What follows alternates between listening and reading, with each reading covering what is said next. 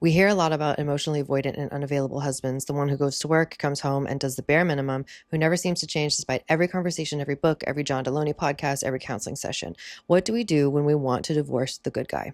The seemingly dependable, docile man who looks like the perfect husband from the outside, the one everyone thinks is a great provider, but in reality, the wife carries all the emotional, mental, and relational weight of the entire family. She is the oak tree holding everything together. Why isn't anybody talking about this? It took me a lot of courage to even send this message, and I have a feeling you might understand where I'm coming from. Thank you for being a voice for us that are too quiet to speak. Thank you so much for sending in your question. And I have a couple of bullet points that I want to walk through and things that I wish people would have said to me or talked to me about, or just ideas that I wish I could have processed with someone or in my mind to help make this a whole lot easier. But I do want to acknowledge how hard it is, because it's like this invisible weight that you're carrying. So you are carrying a weight that nobody else sees, because nice guys seem like good guys. And that's not true at all. Well-tempered man who doesn't, rock the boat, and he just goes to work and comes home. Like that's nice. But if that same well-tempered man who doesn't rock the boat also doesn't clean up their shit, and also never helps with your kids, and also unintentionally like makes you do all of the emotional labor, or intentionally makes you do all of the emotional labor and carry all of the emotional burden, they can be nice all they want. There's still not enough support for you.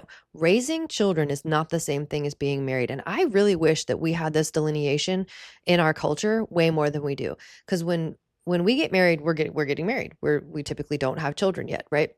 And that's its own season. You're getting married. You're getting in a relationship. That's a marriage, right? But when you're raising kids, it's a whole different ballgame. And I actually wish we treated it differently. Like we just had a second season for like, oh no, they're child rearing. Like they're raising kids. That's what they're doing. Because that's a different function. I don't need to have a relationship with a partner to raise kids well. And if my relationship with my partner gets in the way of me raising my kids well, bye-bye partner, like bye-bye. And so I think that there's a huge thing we need to talk about in that I just sort of came to me as I was talking. But anyway, I just want to really validate what you're feeling. There is nothing more frustrating, almost nothing more frustrating that I've experienced in my life than, number one, having made a promise to somebody that you thought, yeah, of course they're going to upkeep this. I'm going to upkeep it. I'm like awesome, and I'm going to do my part, and I'm going to whatever, and I help and I serve and I blah. And then they just go to work and put their dirty work boots on your coffee table and drink a beer and get mad at you because you don't have sex. Like, no thanks. And so there's a lot of emotional weight that is put onto women, and even just like yard work. I used to do all their fucking yard work. Like, why? Why am I the only one taking care of the whole house because you go to your job? You know how much I want to go to a job? When my kids were little, I would have paid to go to a job because it was hard to be at home with little kids all day, touching you all the time, asking for crap all the time, fighting all the time, making everything a mess all the time. It feels like purgatory. You're just in like endless. And I love being a mom, but it is not easy. And it is not the same thing as going and sitting and like talking to adults and going and having lunch at Panera, like don't play, don't act like what you're doing is so much harder than what I'm doing, because it is not. And if you can't show up with the attunement, and meeting the needs of our actual family as a husband and a dad, then I don't need you. It's harder, but I don't need you, because you make it really, really, really challenging to just do basic stuff. Anyway, I am going on a rant and I didn't mean to. So a couple of the things that I wish someone would have said to me or asked me about, or that I wish I would have thought of, is number one, if someone is telling you to stay and you're like, I really want to go, and they're like, no, you should stay, ask yourself if they live the life that you want to have. Like, would you trade lives with them? Okay. I know that sounds like a weird question. It's coming out of nowhere, but if the person who is telling you to stay married is living a life that you would not want, do not take their advice. So life is hard. We just have to choose our hard. Okay. It's going to be hard no matter way, or no matter what. If you stay, it'll be hard. If you leave, it will be hard. Okay. Know that out of the gate. Like, put your big girl panties on and know it. Right. But also, if you take their advice and you're going to walk on the path that they tell you is the right one, did their path lead where you want to go? Like, ask yourself that, because I have spent so many hours behind the scenes with people in leadership in churches who are doing marriage work, literally who hate their marriage. And I'm like, why the hell would I take your advice? No, thank you. I'm not going to do that. Right. Anyway, so the next one I had was, what are you teaching your children about love? What are you teaching them about love? That's a huge one. And that was one of the things that felt like I got just kicked in the guts when I realized. I was like, oh my gosh, like I am teaching my kids that love is like freaking fart crumbs. It's nothing. Love is nothing. Love is actually what they learned was that when mom loves you, you have and you get like a tsunami of help. If mom loves you, you get everything you need. You get emotional, physical support, you get financial support, you get her time, her energy, her effort, her eyeballs, you get everything. But if dad loves you, he does things he wants to do. And again, I'm not trying to throw any shade, so nobody get mad at me. This is just what was in my relationship, but they saw me give everything, and they saw their dad give very little to me specifically. That's a really important thing, because I think it's important to really understand what I'm saying here, especially as it comes to the podcast and the resources that I created. Those were acts of love that I created for my marriage, none of which were reciprocated and none of which were followed. And so the kids learned, oh, one of these parents loves actively, loves intentionally, loves when it's hard, loves when it doesn't make sense, loves when they don't really know how, and the other one doesn't. And I was teaching my kids about that on accident, right? So I want you to sit and ask yourself, what am I teaching my kids about love? What model am I setting for these children? And again, you're not even setting it. Sometimes it's your husband or your wife or whatever. Is that what you want to set them up for? I don't know if it is. Okay, next one. If absolutely nothing changes, how much longer can you survive this? For me, it was, I cannot survive this. And I was so depressed. Like my mental health completely tanked.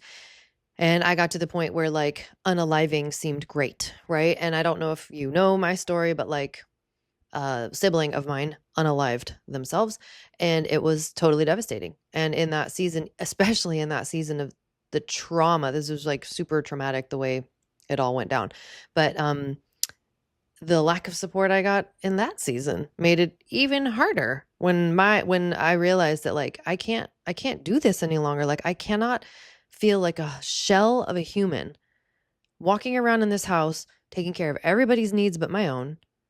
I'm dying inside. I just feel like falling apart every second of every day, but I can't because I have kids I have to take care of. I've got a family I've got to take care of. I've got a business I have to run.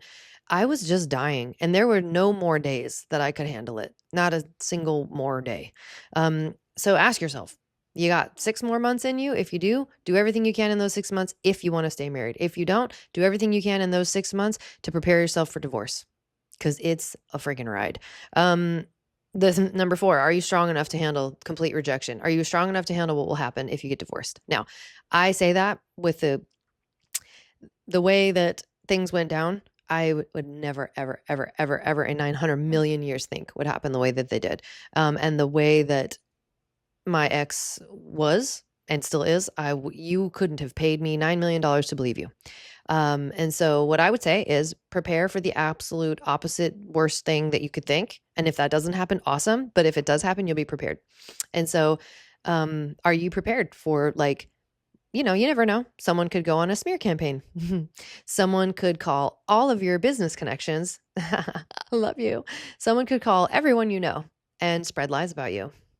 And then you'd have to figure out what you're going to do. And then you'd hide away for 2 years because you're like, what is actually happening? Like you could give everything, you could give 20 years of your life and still have that person pretend like you were a piece of trash. Are you ready for that? It's a whole lot harder than you think. So that's what I would say. Like, if you're not ready to face every demon inside of another human and yourself, if you're not ready to face lies if you're not ready to just like, I don't even know, like experience the hardest, worst time of your life, I recommend don't. I don't know. That's not to say that it always goes that way. I tried very hard, mediators, everything, and I just couldn't. That was not going to happen. So but that is something I wish someone would have said, like, hey, divorce, because people will say divorce changes people. No, divorce turns nice guys into monsters. That can happen. Divorce can turn selfish people into manipulative, backstabbing people. Like there's a lot. It's not just it changes people. It actually shows you a whole different side of a person that you never even see. Maybe they didn't even change, but you are exposed to something new. So if you're not ready for that, don't do anything yet, but gather your resources, gather your knowledge, gather your tribe. I think every woman considering divorce should get into a group. I want to start a group, by the way, but every woman considering divorce should get into a group just for her own mental sake. And then number 5, if I could wave a magic wand. Okay, ready? Here I go. I want you to tell me exactly what popped into your head when I waved a magic wand and I fixed your problem. It is fill in the blank. I waved the magic wand and it's what? And don't edit your response. Don't be like, well, I got divorced, but I can't because money. Don't do that. Listen to your gut. Your gut knows what it's doing. It's trying to tell you something. Listen to it. If I could wave a magic wand and the answer was, right? Now this is where you fill in the blank with what is actually on your mind. Now, for me, it brings up two paths. Part of me is like, well, if you can wave a magic wand and heal my marriage, that's what I want. Yeah, that might not be possible. If you've waved your magic wand of therapy, if you've waved your magic wand of John Deloney, if you've done all that stuff and nothing is changing, it's probably not possible. And that's a really hard pill to swallow. Some people aren't, not even that they're not willing to change, it's they don't know they need to. And you can't convince them. And you shouldn't. I actually don't think that that's great. That's why I chose to leave Seth, is that I don't think he actually can change the way that I need a partner to step up as. And what a terrible thing it would be for me to require that of him. So anyway, there's so much to think about. And if when I do that magic wand thing, you immediately think, oh my God, I'm just divorced. I live in my own house with my kids. It'd be so much easier. I don't have a man. But by the way, it is so much easier. Oh my gosh. We need to talk about how much easier it is to not have a husband. Holy cow. But just from like a practical day-to-day perspective, there's some things that are hard, but not that much. Anyway, I don't know, when your gut's going to tell you something, and if you can't heal your marriage, what's the next absolute best option for your children and for you and for your sanity and for your well-being and for your life? That's where I would lean into. And the big takeaway I want you to hear here. Okay, ready? I wish that someone had said, prepare for divorce for like 6 months. That's not like put it off. That's not talk about it for literally just prepare. Get all your paperwork, every single piece of financial information, everything. And it's not sneaky. It's not weird. Just prepare yourself. And like Chat GPT, it's not that hard. Say to Chat GPT, I have 6 months to get a divorce. Tell me everything I need. Tell me every step I need to take for the next, however many days 6 months is. No one knows that. And just say, help me do this every day, little by little. Because if you are a woman and you have worked in the house and you haven't had jobs the way that men have had jobs, and you haven't had 401ks and all that bullshit that nobody teaches women because people don't care about them. If that is something that you are thinking about doing, my God, if I could go back in time and do that, I would. So anyway, I guess the bonus one, number 6, is like, prepare yourself either way. Even if you don't get divorced, having that knowledge is priceless. If you do get divorced, having that knowledge is necessary. So I love you. Thank you for sending this question in. I hope that these questions are helpful on your journey. But the last thing I'm going to say is that no one's opinion of your marriage matters in your marriage. No one's opinion of your marriage matters inside of your marriage. No one knows what happens inside of your home. I have learned this the hardest way, and I no longer care what other people think about my life, my marriage, my cars I drive, any of it. I don't care, because they don't live in it. And everyone has an opinion, everyone has an opinion, and not every opinion is worth hearing, especially if it impacts your life. So do not let the outside optics of, oh, but he's so good. It doesn't matter. If he's not your person, he's not your person. I don't care how good he looks. I don't care how nice he seems. I don't care what the neighbor thinks about him. I don't care what my dad thinks about him. I don't care what your dad thinks about him. It doesn't matter. If it's not working, it's not working. And listen to your gut. Lean into your intuition on this. Do not try to pretend it away. It's not going to go away. So anyway, I love you. Hope that's helpful. If anyone has more questions, write them. Go ahead and just like DM me or put them in the comments. I don't know. I love this format. I kind of want to do this like instead of doing a podcast, because I don't want to do a podcast. All right. Love you. Bye.